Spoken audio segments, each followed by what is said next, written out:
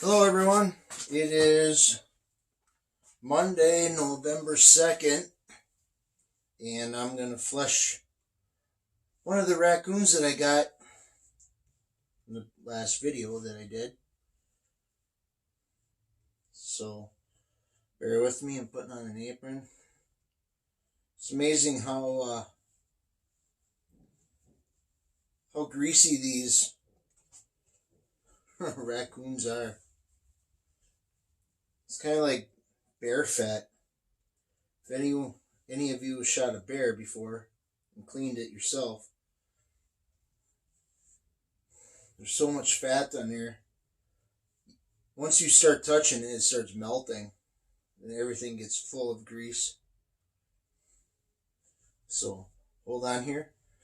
I'm going to get some gloves, rubber gloves.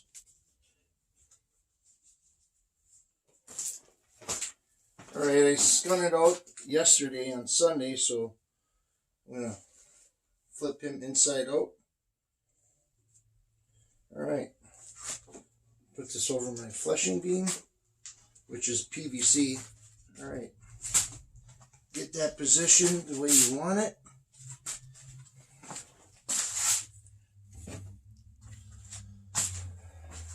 Grab your, start up here real slow. I have to position a little bit better.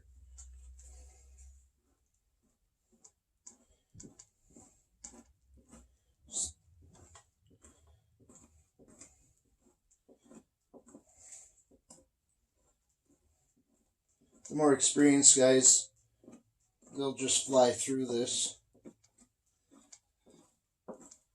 I'm just showing you how I do it, and I'm not an expert.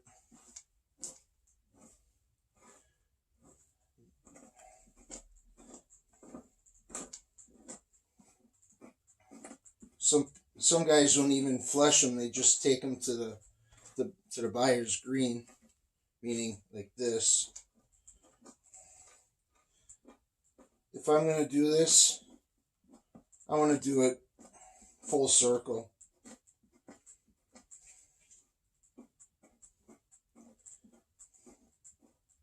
You know, from getting the permission for the property, buying the traps, buying the license, baiting, setting the traps, catching, you know, full circle. I want to do everything.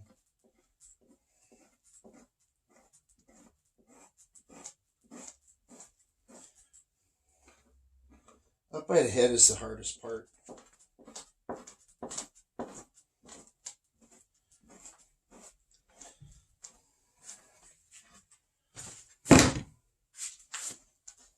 Once you get so far, just turn it a little bit and then continue.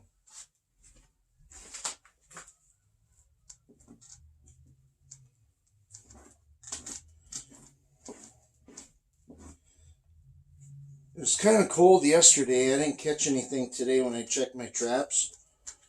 But this week is supposed to get up into the mid-60s, so the coon should be pretty active again.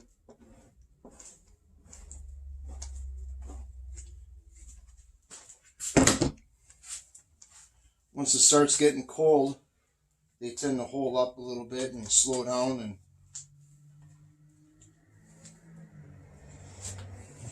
and who wouldn't, right?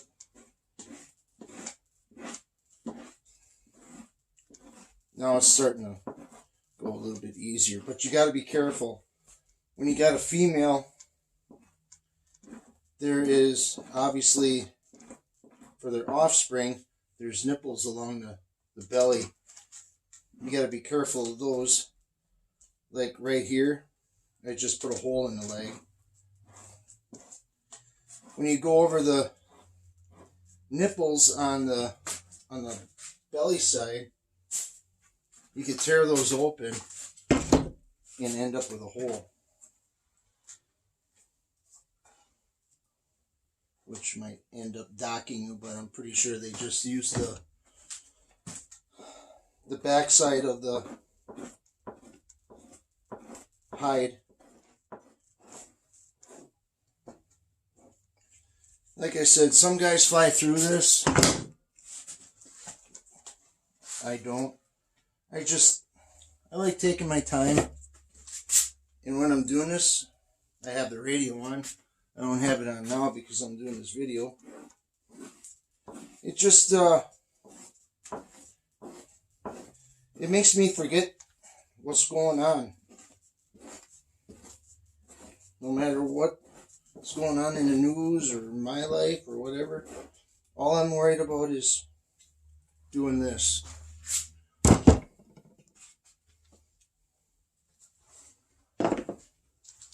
It's actually kind of relaxing, to be honest with you. There's some that might turn their nose up at it, but let them.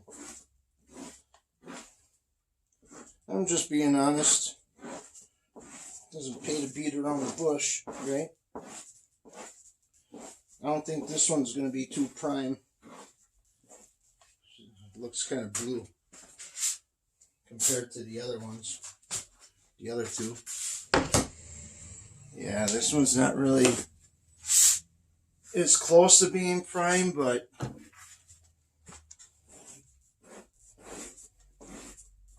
holy cow. I'll still put it up on the board, dry it. Depending on what the prices bring this year, I think I might keep my raccoons and get them professionally tanned. Maybe someday have a hat made out of them. Kind of like Daniel Boone, huh?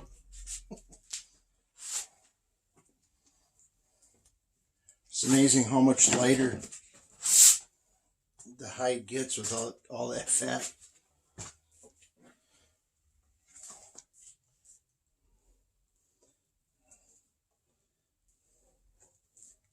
Look at all that fat. You could render that down.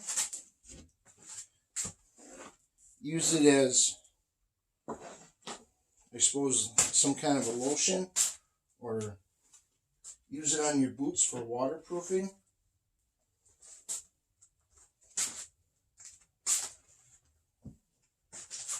I don't know if I want to do that quite yet.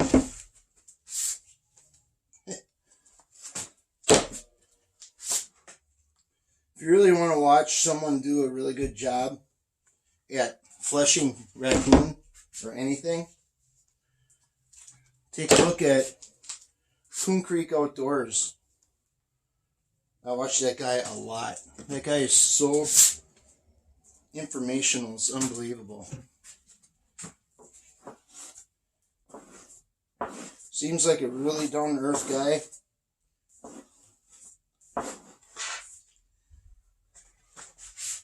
Likes his catfishing, likes his trapping. If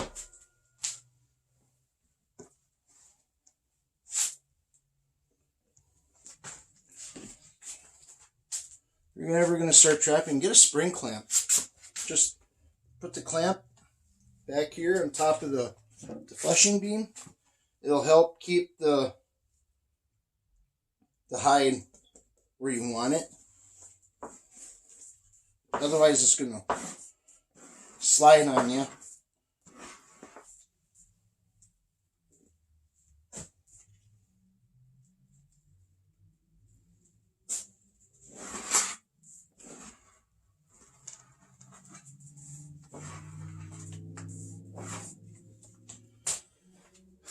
There.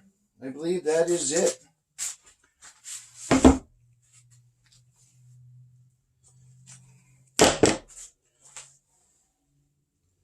I don't know if you can see how blue it is compared to this one. This one's prime. That one's, I think they're both pretty decent, but this one not so much. It's starting to, up by the head and neck, but back towards here. So, well, that concludes my little fleshing demonstration of my raccoon that I got the other day. After this video, I'm going to have a video on how I put them on the boards. They call them stretchers, fleshing boards. I guess some people say you don't really stretch them, you just put them on their drying boards. So I'll have a video of that coming up too. So I just have a little public service announcement. We here in Wisconsin, the county that I live in, we have a little marsh area, and we lost one of our brothers in a hunting community, and apparently he went out duck hunting or something like that, and all they found was his dog, his kayak, and an article of clothing or something like that. I'm not certain, but they called the search off for like after 3 days or so, 2 or 3 days, and they still can't find them. So yeah, if you go out, tell someone where you're going.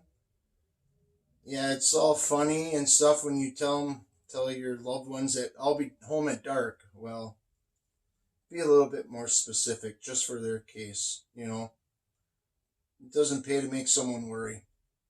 Just plan your hunt the way you want to do it and be home at whenever you're planning on being home. So